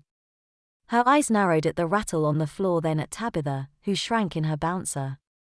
Josh winced at the mention of Matilda Toadwort. She'd babysat him many times before. She was wartier and rounder than her husband, and had a fondness for rectal thermometers and enemas for constipated babies. She also thought of Josh as a helpless newborn, constantly holding and sniffing him. She wouldn't even let him hold his own bottles. If he didn't mess within an hour after eating, she was shoving suppositories up his backside. She was suffocating. But if Diapee was a baby and Mrs. Toadwort watched them together, maybe he'd get a little breathing room? He almost felt guilty at the thought. Almost. Diapee didn't know the horror that was Mrs. Toadwort. She just watched with defiant eyes as two small, plump orange mittens with jack-o'-lantern faces floated out of the box and fastened themselves onto her hands, tying in secure bows she couldn't undo. The padding was so thick and stiff she couldn't even bend her fingers. She whined angrily, trying to shake the horrible things off. Nice try, sweetie. Those are staying on. It's not nice to throw things at your brother. Gertrude smiled at Diapee's pouty scowl. Spunky little girl. Reminds me of when mine were small brats. Mr. Toadward smiled fondly. How about Pandora? He glanced at the snoozing barghest. Beg pardon. You're only really needed there for a few hours. You can slip away early. Business is important, but so is family. I can handle the cider on my own. I'm sure you have other witches in your coven you can delegate duties to. Just this one night. This one prestigious night. We were given the honor of hosting the feast and dash. There's not much of a choice. Dora's a fine familiar. Your coven mates are trustworthy, are they not? The babies will be safe inside the house. Put them in a playpen. What could possibly happen in just a few hours? Mr.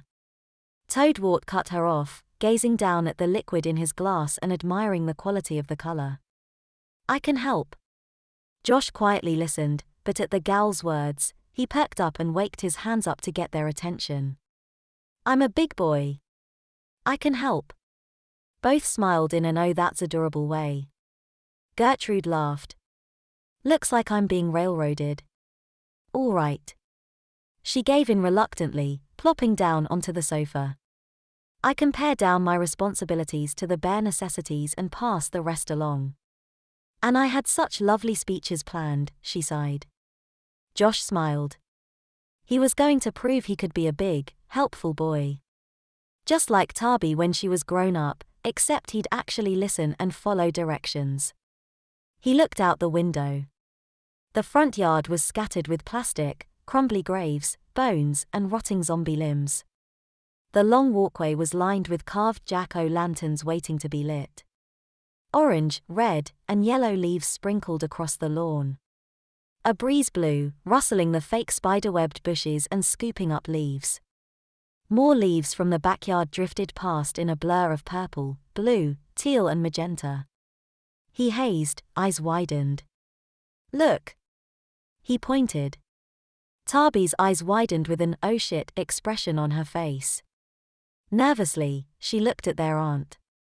Gertrude chuckled. Sweetie, it's fine.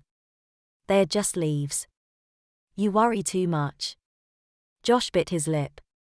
The leaves were gone. Auntie knew much more than he did, maybe she was right. He couldn't shake the feeling she was wrong. I'm off now. You two stay here. I already put the candy bowl outside so kids won't bother you. Dora's in charge. Fresh bottles in the fridge. Fresh diapers on the babies. Gertrude laughed at her little joke. Bye, Auntie. Have fun. We'll be good. I'll help Dora out. Josh promised. I know you will, sweetie. It's not you I'm worried about. Her gaze slid to her niece, who lay on her back on a floor play mat. Diapee shook her rattle loudly, pointedly ignoring her. Now give Auntie some sugar. Gertrude kissed both Josh's cheeks. With that, Gertrude stepped back and headed for the door where Mr. Toadwort was waiting. He handed over her fancy black dress cloak with silver embroidery, then extended his elbow to her. She blew Josh and Diapee kisses, then was gone in a swish of cloak and skirt. Soon as the door shut, Josh stood up from the floor and waddled to the bay window. The sun hadn't set yet, and Auntie already had him in his extra thick, noisy night diaper. The plastic-backed monstrosity covered most of his torso and was almost as thick as Tabitha's cloth diapers. His candycorn-striped sleeper barely fit over all that bulk. He was just glad this sleeper didn't come with attached mittens or feet. He waved as Mr. Toadwot's shiny black Cadillac whizzed past. Gertrude and Mr. Toadwort both waved back. Once the shiny car disappeared around a corner, Josh stared out into the empty street and festive yards. A few houses hadn't decorated, but most had happy or spooky jack-o'-lanterns and yards full of witches, ghosts, vampires, zombies, werewolves, bats, skeletons, and other assorted Halloween spooky ookies. Some kept it cute and kid-friendly while others went for outright horror worthy of any R-rated slasher. Soon the streets would be teeming with costumed kids on a candy hunt. He sighed, drifting into memories of his own childhood Halloweens. The wind picked up in a sudden, leaf-blowing gust and fat raindrops splattered on the glass. Something heavy smacked into the window with a wet thump. Josh screamed, jumping back. His diaper grew warm as he wet. Tabitha jerked at his scream, turning to the window, then let out a little shriek of her own. A blue leaf plastered to the window right in front of his face. In the middle of the leaf, a little slit opened, revealing rows of tiny, jagged teeth that dug into the glass. With a puff of black smoke, Pandora appeared at Josh's side, growling softly. The wind picked up, dragging the leaf across the window. Loud screeching filled the room as the tiny teeth scratched the glass before the shimmery, pretty blue leaf was whisked out of sight. A strangled whimper escaped Josh's numb lips. He placed a shaky hand on top of Dora's thick, coarse black fur. His fingers dug deep, searching for the soft pelt of her undercoat, seeking comfort. Tabitha struggled to stand, fighting the enormous bulk of her cloth diapers. Her plastic panty rustled noisily. Pandora suddenly whirled, racing for the back door and barking madly. In a panic, Josh waddled after her as fast as his bulky diaper would allow. The leaves were mutating into little monsters. Magic was complex and unpredictable, especially spells that went wrong. This was something only a fully trained and experienced witch could handle. Josh had limited magic, even more limited training, along with little idea what went wrong with Diapee's spell. He knew even less how to fix it. His mother had given him minimal magic training. She'd been more interested in her own affairs than her son from an accidental pregnancy. Auntie Gertrude had promised to train him when he was a big boy again. But now, he was overwhelmed and scared. Pandora had simply ran through the back door. Small skeins of black smoke lingered by the heavy wood. The old oak tree by the workroom window had a foliage lush and vibrant with unnatural hues. Dozens of purple, cyan, and pink leaves floated on the breeze while Pandora raced around the yard, barking madly. A few leaves made it out of the yard, escaping on the autumn wind. The bargist turned her attention to the yard line, the rest of the leaves smacked to a half, as if they hit an invisible wall. The scent of magic tingled in the air. Pandora had thrown up a barrier. Colored leaves fluttered around her, she snapped and growled at the ones that got too close. All those little leaf monsters, and she was out there all alone. Whimpering softly, Josh struggled to open the door with a trembling hand. He finally pried it open, stepping onto the back porch just in time to see a purple leaf scrape by on the ground. It was purple, plump and furry, screeching angrily as its little teeth left long scrapes in the wood. More leaves fell from the enchanted tree, screeching when they hit Dora's barrier. Josh watched as the escaped leaves fluttered down the street with nerve-wracking chitters. One leaf fluttered inches past Josh's face, it chittered and snapped at him. He screamed, stumbling back into the house. He shut the door as the wind shifted, another pink one coming at him and smacking off the door's window. Pulse racing, he stared at the whirl of leaves confined to the backyard. What about the escaped leaves? In a puff of dark smoke, his aunt's bargist appeared at his side. Dora, what should we do? We need to get Auntie. Dora snorted. The neighborhood whistle blew, signaling the start of trick or treat. We go twick-tweet. Diapee lisped as she toddled into the room, diaper crinkling loudly. We look for weaves. Go look for leaves. But Auntie said to stay here. Josh chewed his lip and looked at Pandora, but the hellhound was focused on the backyard and swirling, chittering leaves. Those leaves were dangerous and the streets full of trick-or-treaters. Pandora couldn't leave, she had to contain the rest of the leaves.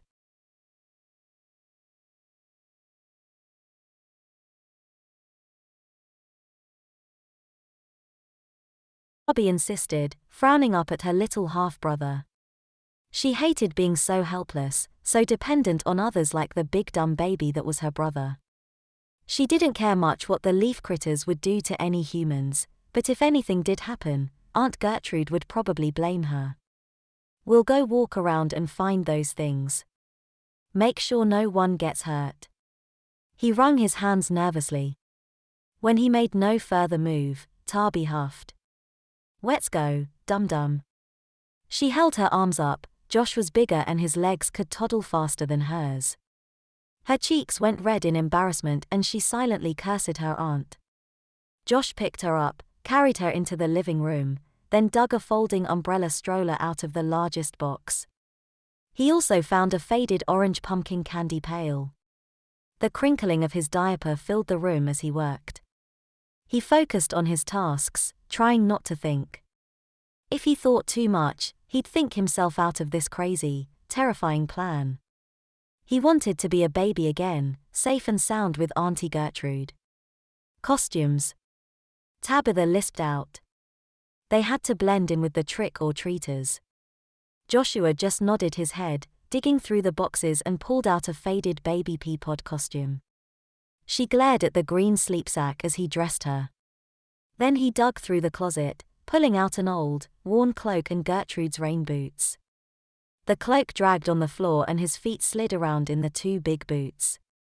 He strapped Diapee into her stroller then hesitated at the front door. "Go!" Diapee hollered, pointing imperiously with one small, pudgy arm. Her plastic pail sat on her lap. Biting his lip nervously, Josh waddled out, pushing the stroller. The long cloak hid his bulging diaper even if it didn't muffle the crackly crinkle. This was an old neighborhood, surrounded by woods. Cracks ran along the uneven pavement of the sidewalks and potholes filled the roads. The houses were in better repair, though a few were boarded up here and there. Most were cheerfully decorated for this most ominous night. The sky blazed bright pink and orange as the sun set, dyeing the heavy rain clouds dark purple. Shrieking, laughing children filled the streets, racing from one brightly lit house to the next. Josh held onto the stroller with a nervous death grip. His head swiveled around but he saw no sign of the drifting leaves. They went from house to house under the guise of getting candy, Josh toddling slowly to peer at the shadows, under bushes, piles of leaves in the yards. No one noticed the crinkling rustle of his diaper. Diapee thrust her pumpkin out at each door, lisping "twick tweet," and leave a blushing Josh to stammer out a thank you. Josh's thick, padded protection forced him to waddle slowly. Holding onto the stroller helped him balance. He toddled down one side of the street and up the next, growing more worried the further they got from Aunt Gertrude's house. He felt like he was leaving a safe refuge far behind. Street after street passed. Josh emptied the candy pail into a grocery bag hanging from a stroller handle. Night pressed in, held back by street lights, porch lights and jack-o'-lanterns. They press on with no sign of the cursed leaves. They clearly weren't causing any damage. Josh wanted to go home, but Diapee insisted they press on. The houses at the bottom of a steep hill were mostly decorated, but all of the lights were out. None of the myriad of costumed children went down there, they considered the steep walk too much effort. At the bottom of the hill, a dead-end sign marked an even steeper alley. The streetlight was burned out, making the alley seem like the gaping maw of a monster. An eerie, familiar feeling tingled down Josh's spine. The same sensation he'd been feeling all day. He tensed, frozen on the spot and staring down the hill, into the darkness of the alley. The wind blew and he shivered. Such a dreary, cold Halloween. It didn't seem to dampen the spirits of the excited children racing around behind them. All it did was convince the adults to stay indoors, leaving the children to ring doorbells. A few fat raindrops fell. "What?" Diapee frowned when Josh wasn't moving. He just kept staring, shaking. She didn't sense anything. "Go." He never replied. Something small and teal glimmered in a shaft of moonlight escaping the thick rain clouds. The wind picked up, sweeping the teal leaf up. It chittered angrily, open mouth and exposed teeth biting at the air. It disappeared down the dark alley. Diapee gasped when she saw it. "Go! Fow wow!" she hollered. Being pushed around in the stroller was nice if humiliating. She hated being small and helpless, dependent upon Josh to go chasing after the leaf. His reluctance and fear were frustrating. They were the children of witches. Why should they be afraid? Did Josh ever feel like this all the times she'd teased him? If he got them through this, she silently vowed to herself not to pick on him so much. No. Something bad's down there. I can feel it. Josh's diaper crinkled as he took an unsteady step backwards. His eyes never left the alley. "No. Go!" Diapee hollered, voice squeaking. She scowled. Josh winced, warmth washing over his crotch as he peed. Just to the bottom of the hill. A small peak wouldn't hurt. He mumbled. His sister might be smaller but she was still a pain in the ass. He could turn the stroller around, wait until Auntie Gertrude came home and tell her all about it. The leaves hadn't bitten anyone so far. But maybe a quick look, just to confirm the leaf really was down there, was a good idea. His legs shook, the plastic of his diaper rustling loudly as he slowly waddled down to the mouth of the alley.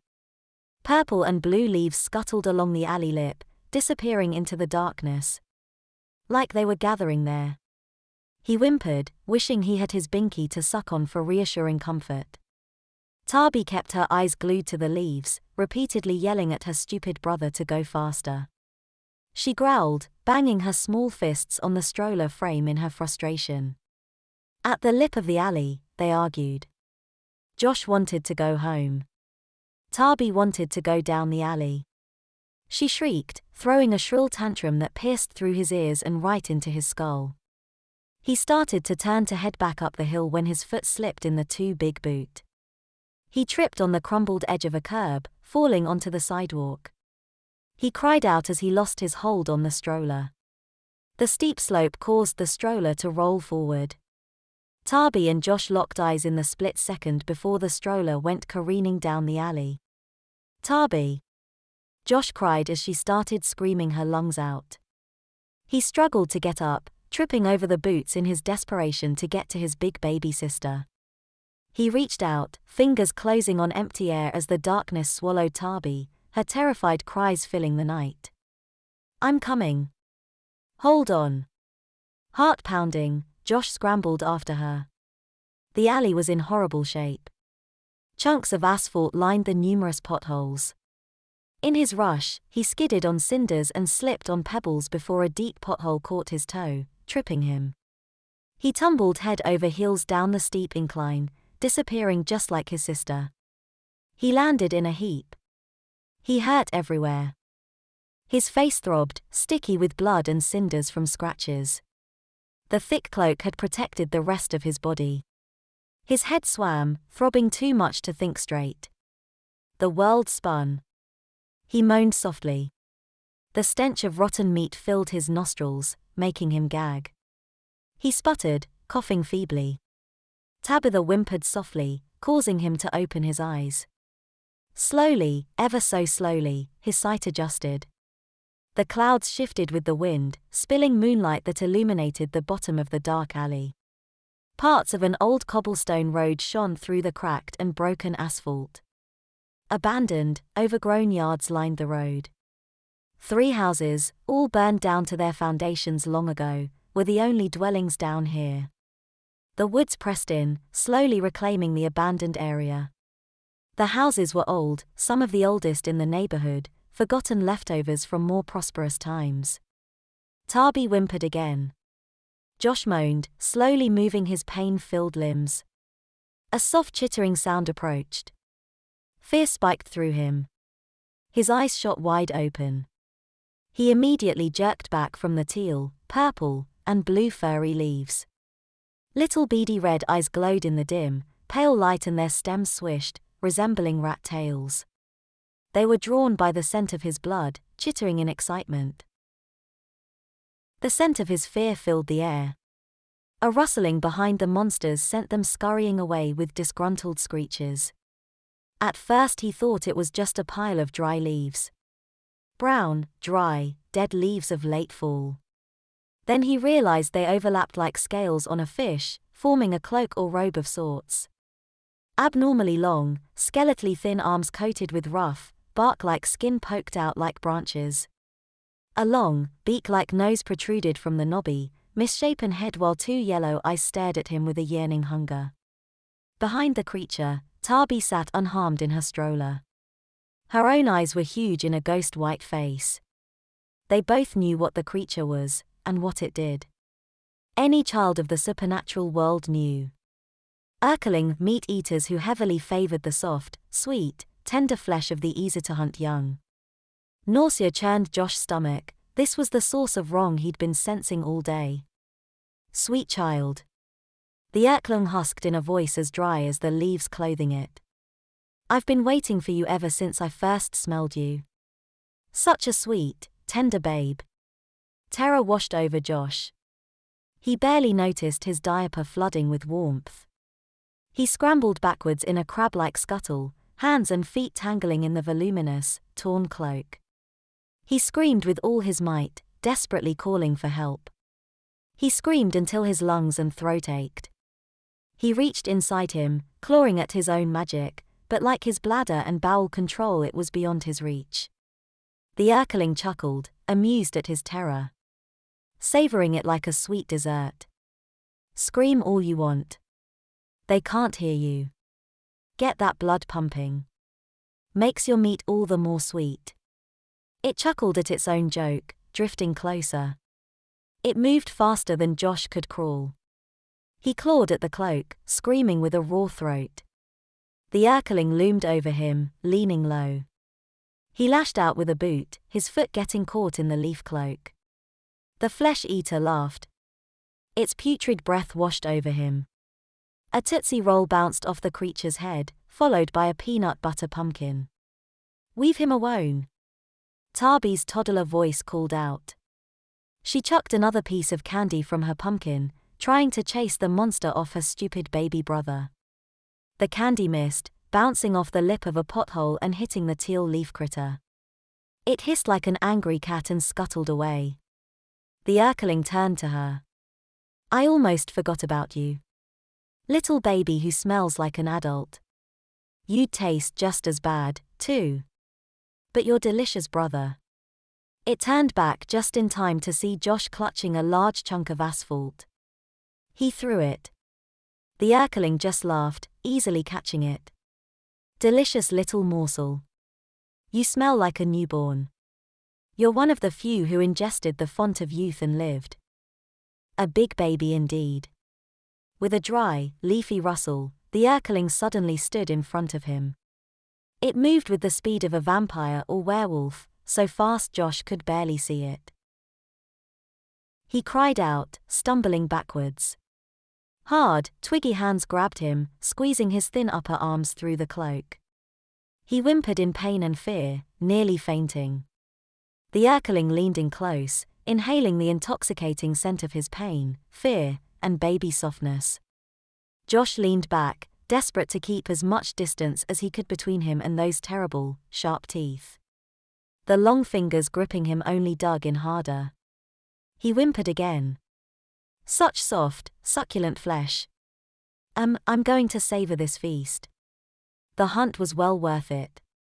So hard to lure you out here. I thought my pretty pets would do the trick. At least they worked on your sister. He grinned, laughing as the purple, blue, and teal leaf critters crawled into his cloak with chitters and rustles. YUM made Diapee's pea potion exp plode.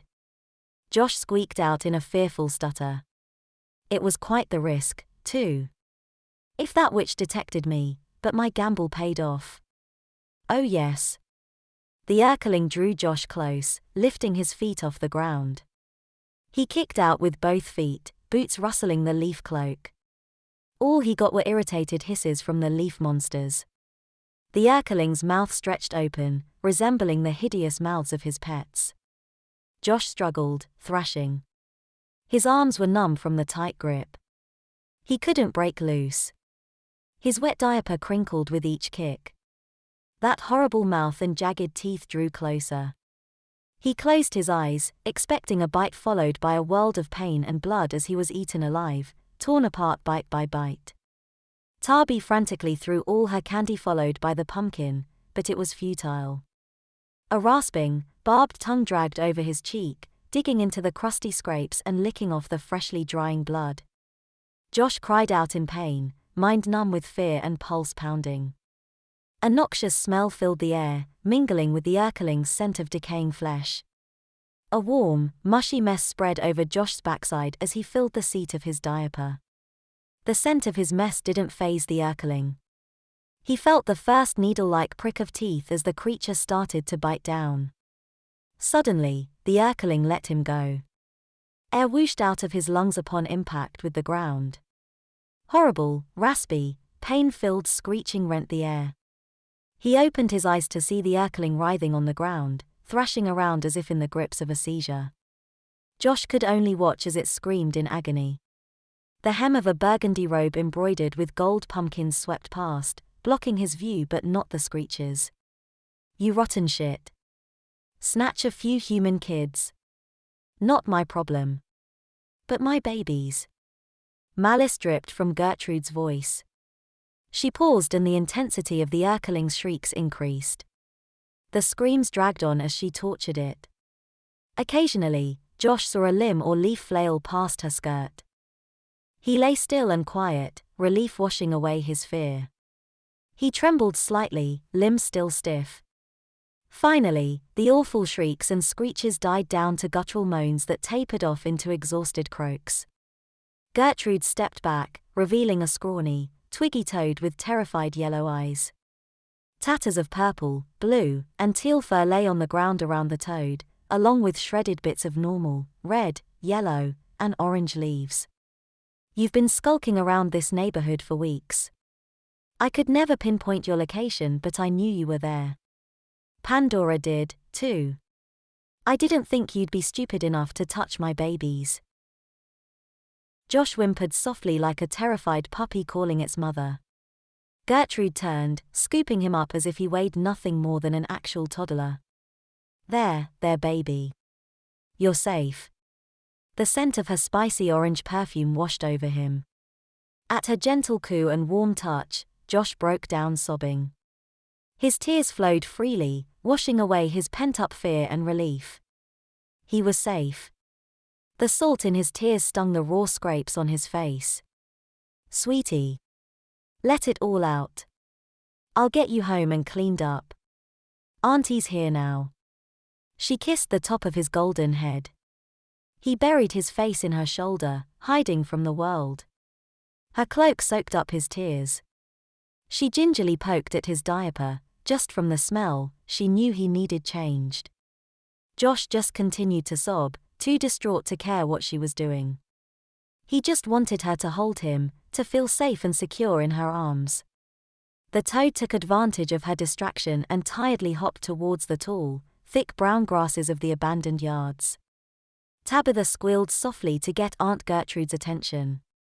"Let him go," Gertrude said calmly, rubbing little circles on Josh's trembling back. Diapee's eyes widened in disbelief. "Let it go? Why?" "It was going to eat them. I tortured it before I transfigured it. Gonna take that thing a long time to figure out how to break that spell." She grinned. "I got my pound of flesh off it." She undid the clasp on Josh's cloak, then tucked it around Diapee like a blanket, then wrapped Josh up in her own cloak. Diapee stared at her aunt, wishing Pandora had saved them instead. Was Gertrude going to blame her for this mess, too? Her aunt was almost as scary as an Erkling. "Tabitha. Overall, you did well tonight. You gave up your candy to protect your brother. I was surprised." Tabitha glanced at the grass where the toad disappeared to the pumpkin and candy scattered on the ground. She said nothing. Josh was the one who'd ran down the hill after her. Would she have done the same for him? She only saved him because she needed him to help fight the Urkeling. Right? Maybe I'll reconsider undoing the effects of your little mishap. Seems like a fitting reward. Hope leapt like a fragile bird in her heart. She kept her gaze resolutely lowered. She wasn't going to give Aunt Gertrude the satisfaction. But maybe if she cooperated a little bit it would convince Gertrude to stick to those words. I need a new diaper. My diaper, wet, she mumbled. Is that so? Aunt Gertrude's smile was that of a serene, gentle mother as she glided over. She held Josh on her hip with one arm and her free hand poked at Tabitha's crotch. Tabi's face was red and she looked away, but she still felt the invading fingers checking how wet she was. Yup, you're one wet little girl. Let's head home and get my babies cleaned up. She patted Tabi's head and kissed Josh's golden locks. Your witch's brew caused quite an unforgettable Samhain.